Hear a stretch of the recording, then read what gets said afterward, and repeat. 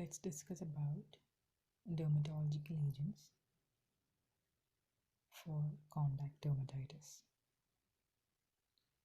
Based on the origin and immunological mechanism, there are mainly two types of contact dermatitis, which is irritant contact dermatitis and allergic contact dermatitis. Irritant contact dermatitis, in which there is a direct contact with the primary irritant, can be classified into two: absolute and relative primary irritant. അതായത് ഇറിറ്റൻറ്റ് contact ഡെർമറ്റൈറ്റിസിനെ രണ്ടായിട്ട് തിരിക്കാം. Absolute primary ഇറിറ്റൻസ് കാരണം ഉണ്ടാകുന്ന ഇറിറ്റൻറ്റ് contact ഡെർമറ്റൈറ്റിസും അതുപോലെ relative primary ഇറിറ്റൻറ്റ് കാരണം ഉണ്ടാകുന്ന ഇറിറ്റൻറ്റ് contact ഡെർമറ്റൈറ്റിസും.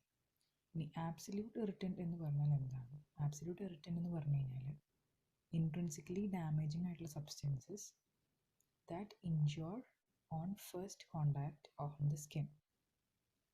അതായത് ഭയങ്കര ഡാമേജിങ് ആയിട്ടുള്ള സാധനങ്ങളാണ് സ്കിന്നുമായിട്ട് കോണ്ടാക്റ്റിലേക്ക് വരുമ്പോൾ തന്നെ ഡാമേജ് ക്രിയേറ്റ് ചെയ്യും. എക്സാമ്പിൾ പറയുകയാണെങ്കിൽ സ്ട്രോങ് ആസിഡ്സ്, ആൽക്കലി, എക്സെട്ര. ഇനി റിലേറ്റീവ് പ്രൈമറി ഇറിറ്റൻ്റ് എന്ന് പറഞ്ഞാൽ എന്താണ്? റിലേറ്റീവ് പ്രൈമറി ഇറിറ്റൻ്റ് എന്ന് പറഞ്ഞു കഴിഞ്ഞാൽ ലെസ് ടോക്സിക് ആയിട്ടുള്ള ഇറിറ്റൻസ് ആണ്. കൂടുതലും ഇറിറ്റൻറ്റ് കോണ്ടാക്ട് ഡെർമറ്റൈറ്റിസ് ഉണ്ടാകുന്നത് റിലേറ്റീവ് പ്രൈമറി ഇറിറ്റൻറ്റ് കാരണമുള്ള കോണ്ടാക്ട് ഡെർമറ്റൈറ്റിസ് ആണ്. ഇനി ഇത് കാരണമുള്ള അലർജി എപ്പോഴും ഉണ്ടാകുന്നത് റിപ്പീറ്റഡ് ഓർ പ്രൊലോങ്ഡ് എക്സ്പോഷർ കാരണമാണ്. അപ്പോൾ ഒരു റിപ്പീറ്റഡ് അല്ലെങ്കിൽ പ്രൊലോങ്ഡ് എക്സ്പോഷർ ഉണ്ടെങ്കിൽ മാത്രമാണ് റിലേറ്റീവ് പ്രൈമറി ഇറിറ്റൻറ്റ് കാരണമുള്ള ഇറിറ്റൻറ്റ് കോണ്ടാക്ട് ഡെർമറ്റൈറ്റിസ് പ്രൊവോക്ക് ചെയ്യാൻ പറ്റുള്ളൂ.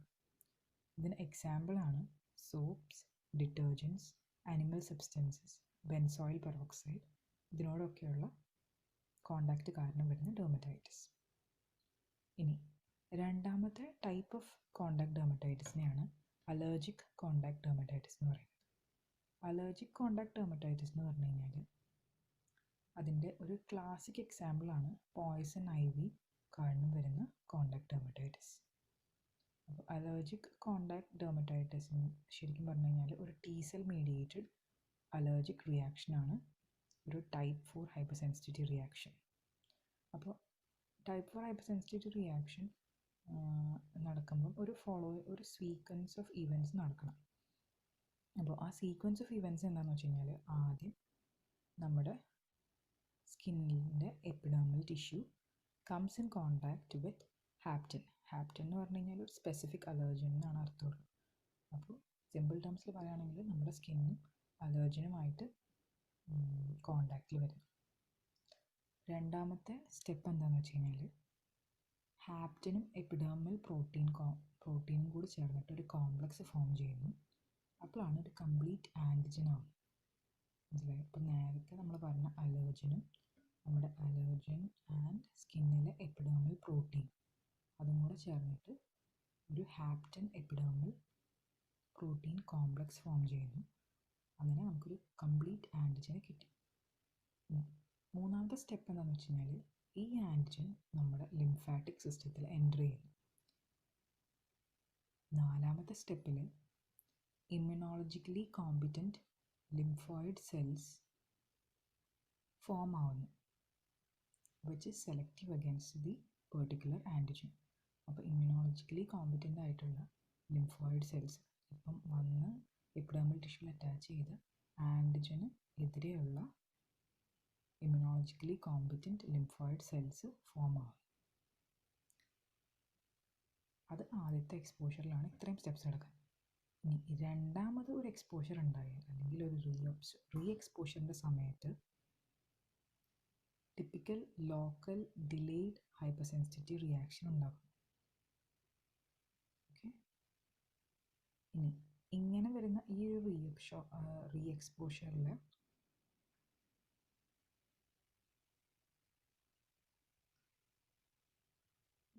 മൈന്യൂട്ട് എമൗണ്ട്സ് ആണെങ്കിൽ കൂടെയും എക്സിമാറ്റസ് റെസ്പോൺസ് ഉണ്ടാവാൻ ഓൺസെറ്റിന് ഒരു 12 മണിക്കൂർ മാത്രമേ ആവശ്യമുള്ളൂ. അതിൻ്റെ പീക്ക് ആവുന്നത് 42 മുതൽ 72 മണിക്കൂർ കഴിഞ്ഞിട്ടാണ്. പിന്നെ ഇത് കാരണം ഉണ്ടാകുന്ന സെൻസിറ്റിവിറ്റി ലൈഫ് ലോങ് പേഴ്സിസ്റ്റ് ചെയ്യും. ഇനി നമ്മൾ പറയുന്ന ഇൻഡക്ഷൻ പീരിയഡ്, അതായത് സെൻസിറ്റിവിറ്റി ഡെവലപ്പ് ആവുന്ന ആ പീരിയഡ് 14 to 21 days ആണ് യൂഷ്വലി. ചില സമയത്ത് 4 days വരെയാണ് ഉണ്ടാവാറുള്ളത്. ഓക്കെ, സോ അതാണ് അലർജിക് കോണ്ടാക്ട് ഡെർമറ്റൈറ്റിസിന് ഫോളോ ചെയ്യാനുള്ള 6 സീക്വൻസ് ഓഫ് ഇവൻറ്റ്സ്. അപ്പോൾ നമ്മൾ പറഞ്ഞാൽ എന്തൊക്കെയാണെന്ന് വെച്ചാൽ, ആദ്യം അലർജി വന്ന് അറ്റാച്ച് ചെയ്യുന്നു, അത് കഴിഞ്ഞിട്ട് ഹാപ്റ്റിനും എപ്പിഡെർമൽ പ്രോട്ടീനും കോംപ്ലക്സ് ഫോം ചെയ്യുന്നു, അത് കഴിഞ്ഞിട്ട് ഇത് ലിംഫാറ്റിക് സിസ്റ്റത്തിൽ എൻ്റർ ചെയ്യുന്നു, അത് കഴിഞ്ഞിട്ട് ഇമ്മ്യൂണോളജിക്കലി കോമ്പിറ്റൻറ്റ് ലിംഫോയിഡ് സെൽസ് ഫോം ആവുന്നു, പിന്നീട് റീ എക്സ്പോഷറിൻ്റെ സമയത്ത് ഹൈപ്പർ സെൻസിറ്റിവിറ്റി റിയാക്ഷൻ ഉണ്ടാകും. ഇനി നമ്മൾ അടുത്ത ടോപ്പിക്കിലേക്ക് കിടക്കുകയാണ്, അതായത് general phases of contact dermatitis. മെയിനായിട്ട് 3 ഫേസസ് ആണ് പറയുന്നത്: acute phase, sub acute phase and chronic phase. Acute സ്റ്റേജിൽ എന്താണ്ടാവുന്നത് വെച്ച് കഴിഞ്ഞാൽ, wet lesions in well outlined patches, erythema, oedema, vesicles and they would be oozing. അതായത് ഈ അക്യൂട്ടായിട്ടുള്ള സ്റ്റേജിൽ വെറ്റായിട്ടുള്ള ലീഷൻസ് ആണ് ഉണ്ടാവുന്നത്. അതായത് ബ്ലിസ്റ്റേഴ്സൊക്കെ ഉണ്ടാവുകയാണെങ്കിൽ അതിൽ നിന്ന് യൂസ് ചെയ്യും ഫ്ലൂയിഡ്. അങ്ങനത്തെ ഒരു സ്റ്റേജാണ് അക്യൂട്ട് സ്റ്റേജ്. സബ് അക്യൂട്ട് സ്റ്റേജിൽ എന്താ സംഭവിക്കണമെന്ന് വെച്ച് കഴിഞ്ഞാൽ, ക്രസ്റ്റ് ഫോം ചെയ്യും ഓവർ ദി വെറ്റ് ലീഷൻസ്. ഈ acute and sub acute stages allergic contact ഡെർമറ്റൈറ്റിസിലും അതുപോലെ തന്നെ ആബ്സല്യൂട്ട് പ്രൈമറി ഇറിറ്റൻസ്, അതായത് ആസിഡും ആൽക്കലിയും ഒക്കെ കാരണം വരുന്ന ഇറിറ്റൻറ്റ് കോണ്ടാക്ട് ഡെർമറ്റൈറ്റിസിലും കോമൺ ആണ്. പക്ഷെ അതേസമയം റിലേറ്റീവ് പ്രൈമറി ഇറിറ്റൻറ്റ് കാരണം വരുന്ന ഇറിറ്റൻറ്റ് കോണ്ടാക്ട് ഡെർമറ്റൈറ്റിസിൽ വരുന്ന ഫേസ് എന്ന് പറയുന്നത് ക്രോണിക് സ്റ്റേജാണ്. കാരണം നിങ്ങൾക്കറിയാം, സോപ്പും ഡിറ്റർജൻറ്റും ഒക്കെയാണ് റിലേറ്റീവ് പ്രൈമറി ഇറിറ്റൻ്റ് ആയിട്ട് വരുന്നത്. അപ്പോൾ നിങ്ങൾക്കറിയാം ക്രോണിക് യൂസിലാണ് അങ്ങനത്തെ ഒരു കോണ്ടാക്ട് ഡെർമറ്റൈറ്റിസ് വരുന്നത്. അതുകൊണ്ട് തന്നെ അത് വരുന്ന സ്റ്റേജ് ക്രോണിക് സ്റ്റേജാണ്. ഈ സ്റ്റേജിൽ എന്ത് സംഭവിക്കുന്നത് വെച്ച് കഴിഞ്ഞാൽ, lesions become dry and thickened, otherwise it can be called lichenified. Okay, ഇനി നമ്മൾ കുറച്ച് ടോക്സിക് പ്ലാന്റ്സിനെ പറ്റിയിട്ടാണ് പഠിക്കുന്നത്. അത് എസ്പെഷ്യലി അലർജിക് കോണ്ടാക്ട് ഡെർമറ്റൈറ്റിസിൽ കോസറ്റീവ് ഏജൻസ് ആണ്. പ്ലാന്റിൻ്റെ പേരാണ് പോയ്സൺ ഐവി. പോയ്സൺ ഐവി എന്ന് പറഞ്ഞ പ്ലാന്റ് ഇത് ഒരു വൈനോ അല്ലെങ്കിൽ ഒരു ബുഷായിട്ടോ ആണ് യൂഷ്വലി ഉണ്ടാകുന്നത്. ടിപ്പിക്കലി അതിനെപ്പറ്റി പറയുവാണെങ്കിൽ, it is said as a plant with leaf of 3. Okay, in Toxicodendron radicans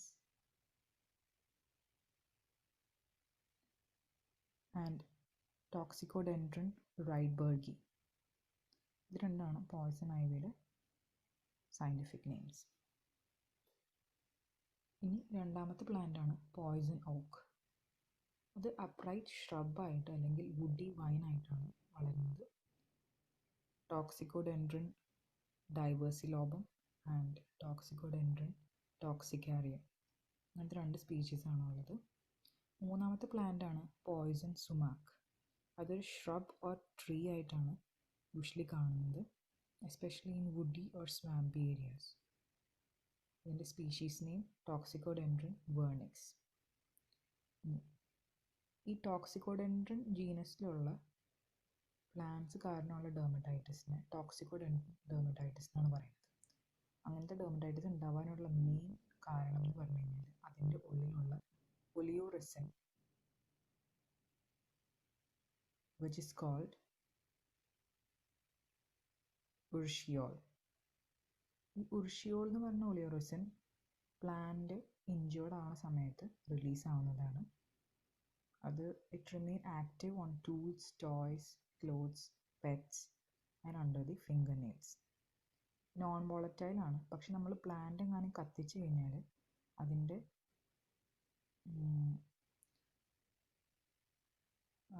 കുറച്ച് വേപ്പേഴ്സൊക്കെ തട്ടിയിട്ട് നമുക്ക് റെസ്പിറേറ്ററി ഡിസ്ട്രസ് ഉണ്ടാകാനുള്ള ചാൻസ് ഉണ്ട്.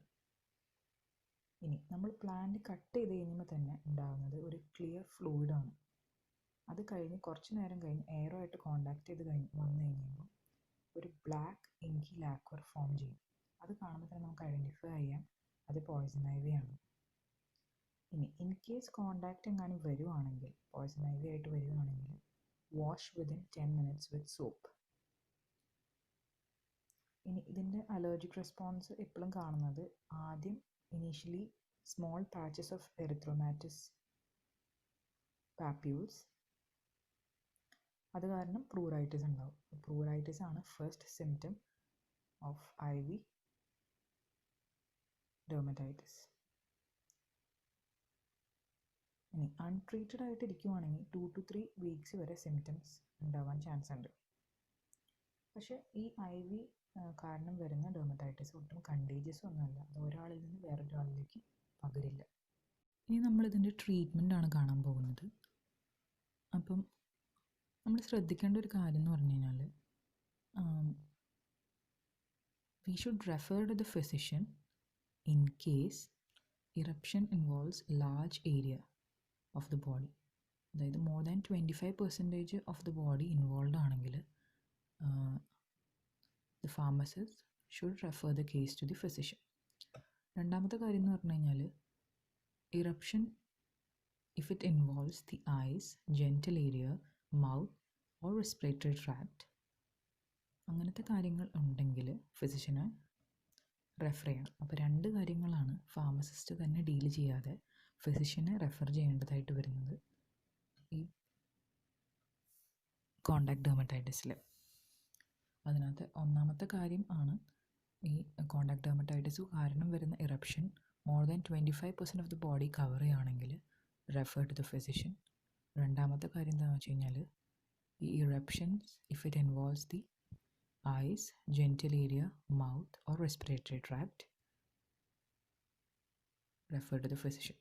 ചില സമയത്ത് IV പ്ലാന്റ് കത്തിച്ച് കഴിയുമ്പോൾ ഉണ്ടാകുന്ന ഗ്യാസസ് കാരണം റെസ്പിറേറ്ററി ഡിഫിക്കൽറ്റി ഉണ്ടാവാറുണ്ട്. അതുകൊണ്ടാണ് ഇപ്പോൾ നമ്മൾ നേരത്തെ പറഞ്ഞത് ഇറപ്ഷൻ റെസ്പിറേറ്ററി സിസ്റ്റത്തിനെ അഫക്റ്റ് ചെയ്യുവാണെങ്കിൽ ഫിസിഷ്യനെ റെഫർ ചെയ്യാം.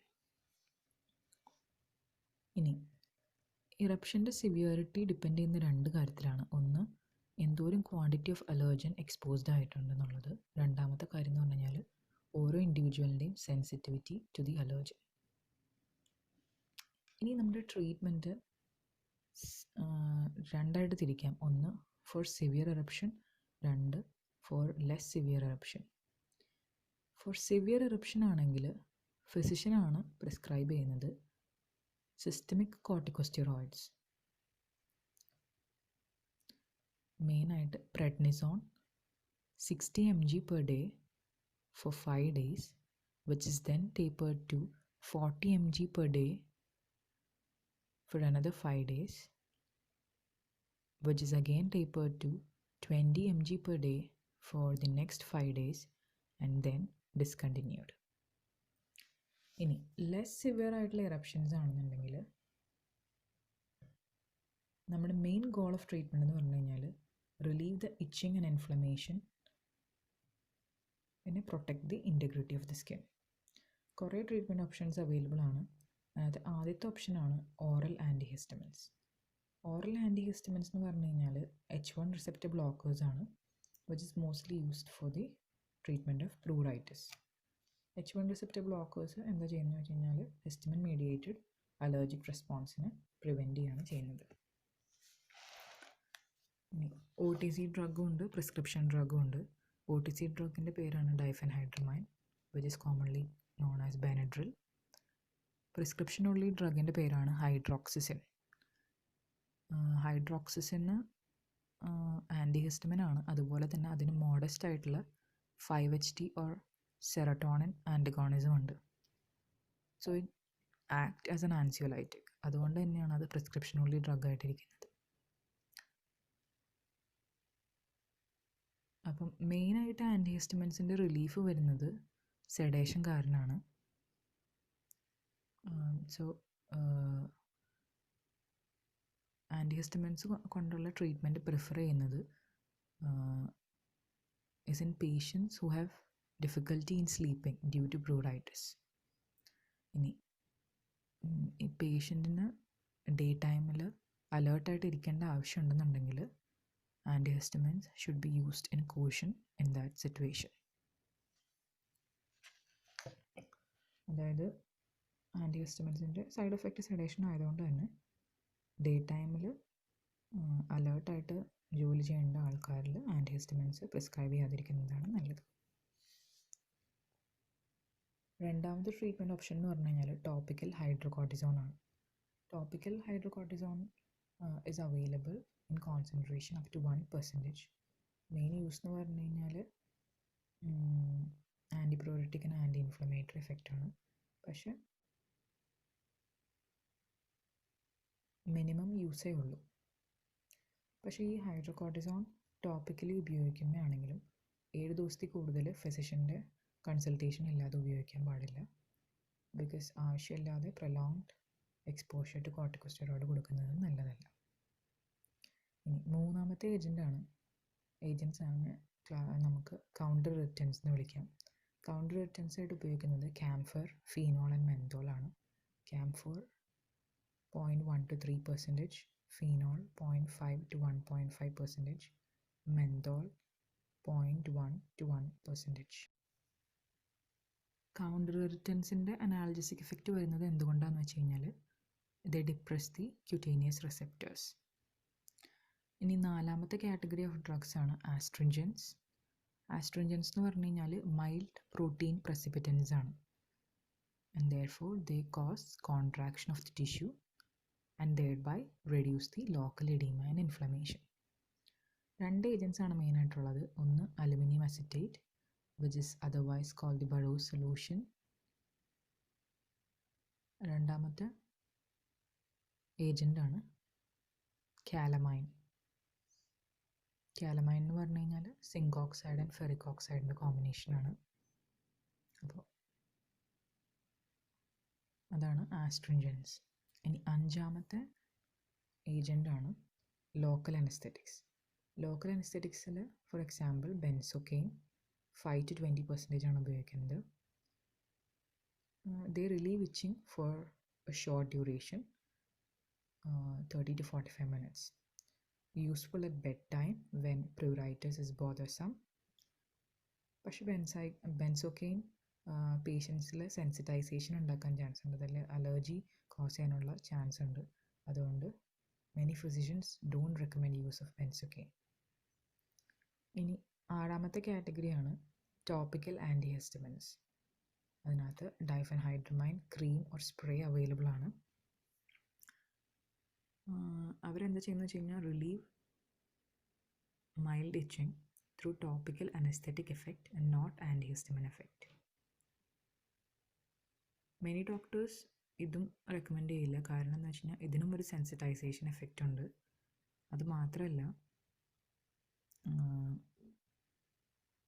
ഇപ്പം integrity of the skin compromised ആയിട്ടുള്ള patients like in case of varicella infection anticholinergic toxicity ഉണ്ടാവാനുള്ള ചാൻസ് ഉണ്ട്. പിന്നെ വേറൊരു കാര്യം ശ്രദ്ധിക്കേണ്ടതെന്ന് പറഞ്ഞു കഴിഞ്ഞാൽ ടോപ്പിക്കൽ ആൻറ്റിഹിസ്റ്റമിൻസും ഓറൽ ആൻറ്റിഹിസ്റ്റമിൻസും ഒരുമിച്ച് അഡ്മിനിസ്റ്റർ ചെയ്യാൻ പാടില്ല. അതായത് concurrent use of topical and oral diphenhydramine is not recommended. ഇനി ഏഴാമത്തെ ഏജൻ്റാണ് സാൻഫിൽ. സാൻഫിൽ എന്ന് പറഞ്ഞു കഴിഞ്ഞാൽ ഒരു ടോപ്പിക്കൽ സൊല്യൂഷനാണ് which claims to wash urushiol. പക്ഷെ അത് ഭയങ്കര എക്സ്പെൻസീവ് ആണ്. 1 ounce ട്യൂബിന് $55 ആണ് അതിൻ്റെ വില. ഇനി നമ്മൾ ജനറലൈസ് ചെയ്ത് പറയുവാണെങ്കിൽ ട്രീറ്റ്മെൻറ്റിന് നമുക്ക് 3ആയിട്ട് തിരിക്കാം. അതായത് അക്യൂട്ട് വീപ്പിംഗ് ലേഷൻസ് ആയിരിക്കുന്ന സമയത്ത് നമ്മൾ കൊടുക്കുന്ന ട്രീറ്റ്മെൻറ്റ്, അതിൻ്റെ ആദ്യത്തെ ഓപ്ഷനാണ് വെറ്റ് ഡ്രസ്സിങ്. വെറ്റ് ഡ്രസ്സിങ് എന്ന് പറഞ്ഞു കഴിഞ്ഞാൽ നമ്മൾ അതിൻ്റെ പ്രിൻസിപ്പിൾ എന്താണെന്ന് വെച്ച് കഴിഞ്ഞാൽ വാട്ടർ ഇവാപറേറ്റ് ആയി പോയി കഴിഞ്ഞ് കഴിയുമ്പം സ്കിൻ കൂൾ ചെയ്യും. അങ്ങനെ കൂളാകുമ്പം ഇറ്റ് റിലീവ്സ് ഇച്ചിങ് അത് മാത്രമല്ല ഒരു അഡീഷണൽ എഫക്റ്റ് കിട്ടുന്നതെന്ന് പറഞ്ഞു കഴിഞ്ഞാൽ ക്ലെൻസിങ് ഓഫ് സ്കിൻ. ഇനി രണ്ടാമത്തെ ഏജൻ്റ് എന്ന് പറഞ്ഞു കഴിഞ്ഞാൽ ബറോസ് സൊല്യൂഷനാണ്. 1:20 and 1:40 കോൺസെൻട്രേഷൻസിൽ ഉപയോഗിക്കാം as wet dressings or a cool bath. 15 to 30 minutes അങ്ങനെ വെറ്റ് ഡ്രസ്സിങ്ങോ അല്ലെങ്കിൽ കൂൾ ബാത്തായിട്ടോ വെച്ചിട്ട് അതൊരു 3 to 6 times per day ഉപയോഗിക്കാം ഫോർ ആൻറ്റിപ്രൊറോട്ടിക് എഫക്റ്റ്. ഇനി മൂന്നാമത്തെ ഓപ്ഷനാണ് കൊളോയിഡൽ ഓട്ട്മീൽ ബാത്ത്സ്. അതിനും ഇതുപോലെ ആൻറ്റിപ്രൊറോട്ടിക് എഫക്റ്റാണ്. നാലാമത്തെ ഓപ്ഷൻ ടോപ്പിക്കൽ തെറാപ്പി.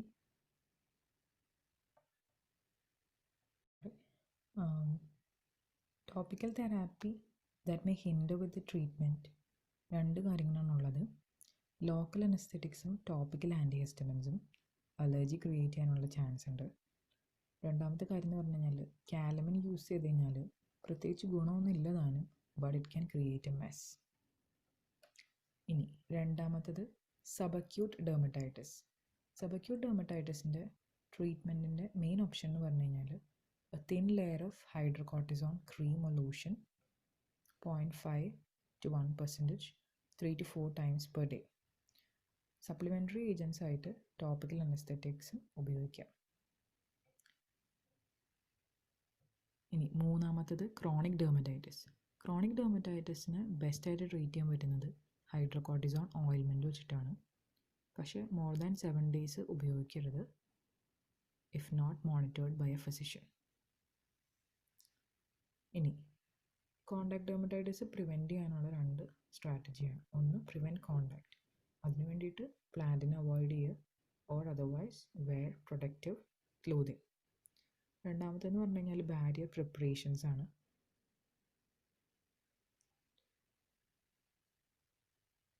ബാരിയർ പ്രിപ്പറേഷനിൽ ഒരു പ്രിപ്പറേഷൻ മാത്രമാണ് ഇതുവരെ അവൈലബിൾ ആയിട്ടുള്ളൂ, bentoquatam or otherwise known as IV block. അതൊരു ഓർഗാനോ ക്ലേ ആണ്. Apply at least 15 minutes before contact with the plant and then every 4 hours. It should leave a smooth wet visible film on the skin. ഇനി ഇതിനെ remove ചെയ്യാനായിട്ട് സോപ്പും വെള്ളവും വെച്ചിട്ട് കഴുകി കളഞ്ഞാൽ മതി. പിന്നെ ഇതിൽ ആൽക്കഹോൾ ഉള്ളതുകൊണ്ട് സ്റ്റേ അവേ ഫ്രം ഫ്ലെയിം. അപ്പോൾ ഒന്ന് സമ്മറൈസ് ചെയ്ത് പറയുകയാണെങ്കിൽ ആക്റ്റീവ് ഡെർമറ്റൈറ്റിസിനെ ട്രീറ്റ് ചെയ്യാനായിട്ട് നമുക്ക് യൂസ് ചെയ്യാവുന്ന ഓപ്ഷൻസ് ആണ്. അതർ ഓപ്ഷൻസ് എന്ന് പറയാനായിട്ട് azathioprine, cyclosporine or other immunosuppressive agents. രണ്ടാമത്തത് tacrolimus ointment, pimecrolimus cream. They are topical immunomodulators. പിന്നെ വേറെ സെക്കൻഡറി ഇൻഫെക്ഷൻസ് വന്നിട്ടുണ്ടെങ്കിൽ ടോപ്പിക്കൽ ആൻറ്റിബയോട്ടിക്സ് നെസസറിയാണ്. നാലാമത്തത് ഫോട്ടോതെറാപ്പി. അഞ്ചാമത്തത് എമോളിയൻ ക്രീംസ്. ഇനി നമുക്ക് കൺഫ്യൂഷൻ വരുന്ന ഒരു ടേമാണ് എറ്റോപിക് ഡെർമറ്റൈറ്റിസ് എന്ന് പറഞ്ഞാൽ എന്താണ്. എറ്റോപിക് എന്ന് പറഞ്ഞ വാക്കിൻ്റെ അർത്ഥം which is caused due to allergy എന്നാണ്. അപ്പം dermatitis caused due to allergy വരുന്ന എല്ലാത്തിനെയും എറ്റോപിക് ഡെർമറ്റൈറ്റിസ് എന്നാണ് പറയുന്നത്. കോണ്ടാക്ട് ഡെർമറ്റൈറ്റിസ് എറ്റോപിക് ഡെർമറ്റൈറ്റിസിൻ്റെ അടിയിൽ വരുന്ന ഒരു ഡെർമറ്റൈറ്റിസ് ആണ്. That was all about contact dermatitis. Thank you.